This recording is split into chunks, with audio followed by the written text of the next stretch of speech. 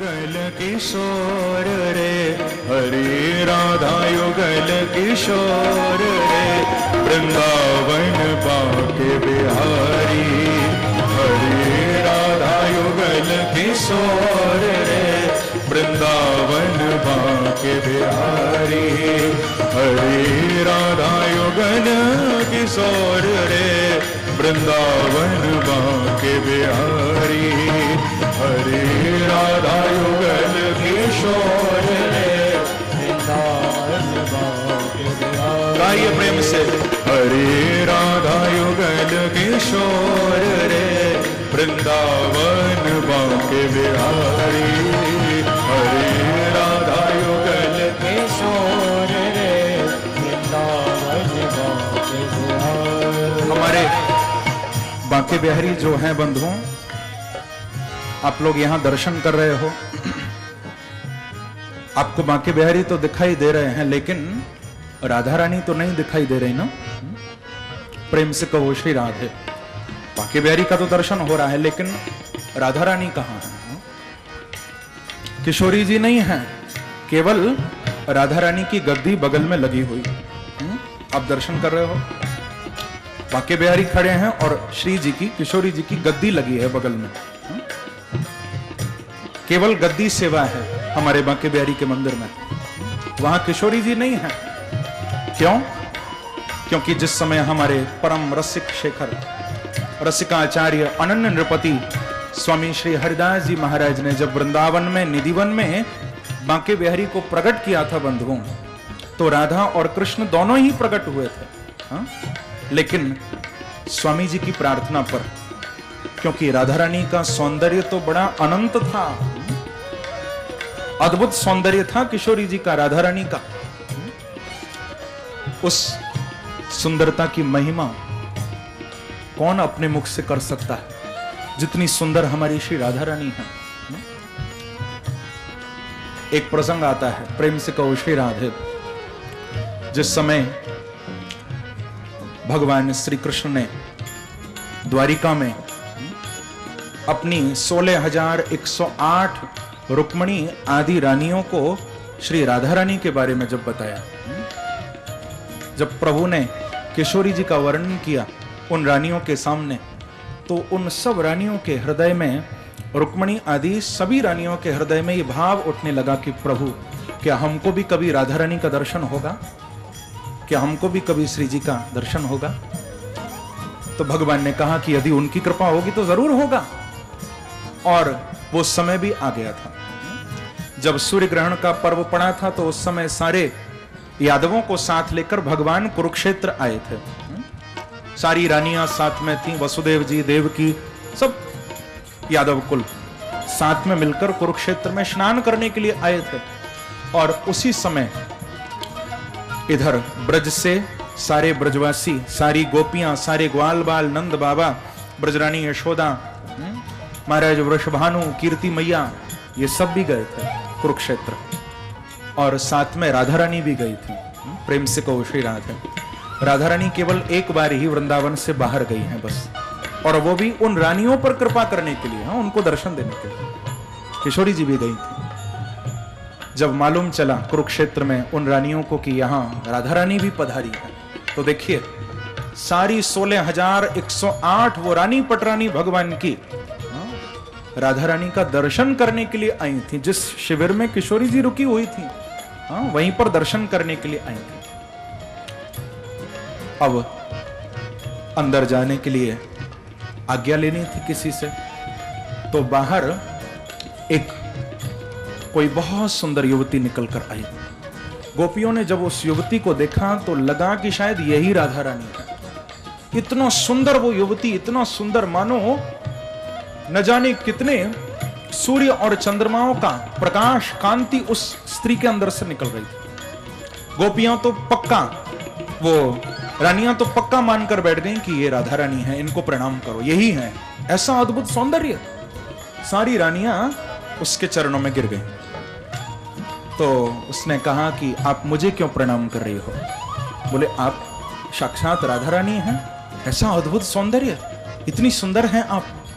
तो उसने कहा कि मैं राधा रानी नहीं हूं, मैं तो राधा रानी की दासी की भी दासी हूं। सोचो, जब जिनकी दासी की भी दासी इतनी सुंदर हो सकती है, तो हमारी वो किशोरी जी का सौंदर्य कितना अनंत होगा, इसका कौन वर्णन कर सकता है। कैसा अद्भुत रूप होगा उनका, कौन वर्णन करेगा। तब रानियों ने अंदर जाकर किशोरी जी का दर्शन किया, देखती ही रह गई। अद्भुत रूप है। उन रानियों को लज्जा होने लगी कि हम तो इनके सामने कौड़ी भी नहीं है, इतनी सुंदर।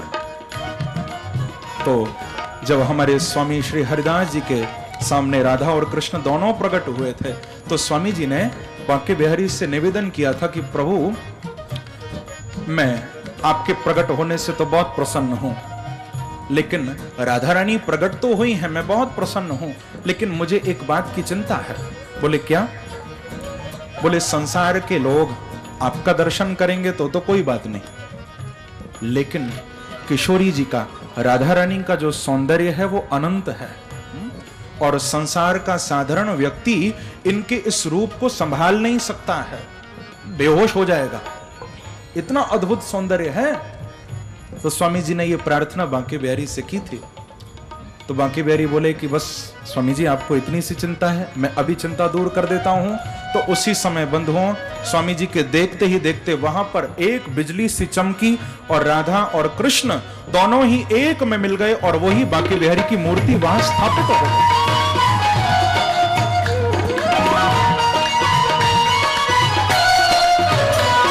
प्रेम से कहिए श्री राधे।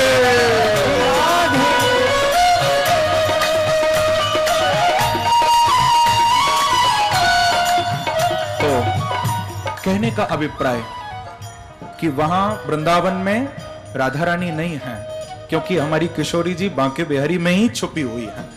आप देखो, हमारे बांके बिहारी का श्रृंगार भी आधा कृष्ण का है, आधा राधा का है। चोटी भी लगा रखी है बगल में, लहंगा भी पहन रखा है, बिंदी भी लगा रखी है माथे पर, और नाक में नथ भी पहने हुए हैं बांके बिहारी। इधर का जो मुकुट है वो कृष्ण का है, और इधर का राधा रानी का है। दोनों का युगल स्वरूप है ये बांके बिहारी। तो ऐसे बांके बिहारी को हम थोड़ा प्रणाम करें, बड़े प्रेम से गाइए। श्री राधा युगल किशोर रे, वृंदावन बांके बिहारी। श्री राधा युगल किशोर रे, वृंदावन बांके बिहारी। ओ श्री राधा युगल किशोर रे, वृंदावन बांके बिहारी। श्री राधा युगल किशोर रे, वृंदावन बांके बिहारी। रस बरसावे घन घोर रे, रस बरसावे घन घोर रे, वृंदावन बांके बिहारी। रस बरसावे घन घोर रे, वृंदावन बांके बिहारी। प्रेम से श्री राधा युगल किशोर रे, वृंदावन बांके बिहारी। श्री राधा युगल किशोर रे, वृंदावन बांके बिहारी। श्री राधा कृष्ण सनेही, ये एक प्राण दो देही। श्री राधा कृष्ण सनेही, ये एक प्राण दो देही। लीला करने के लिए वो दो हो जाते हैं, बाकी प्राण एक है।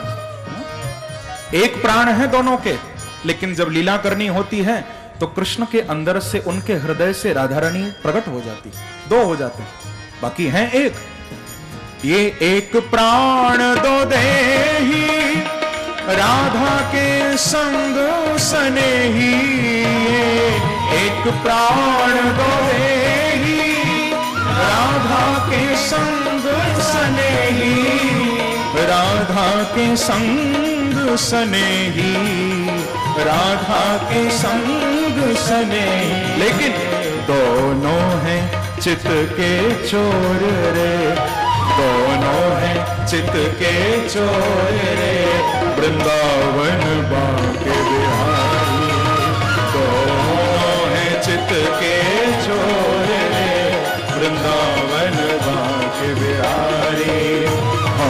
सबके चित के चोर रे, वृंदावन बाके बिहारी।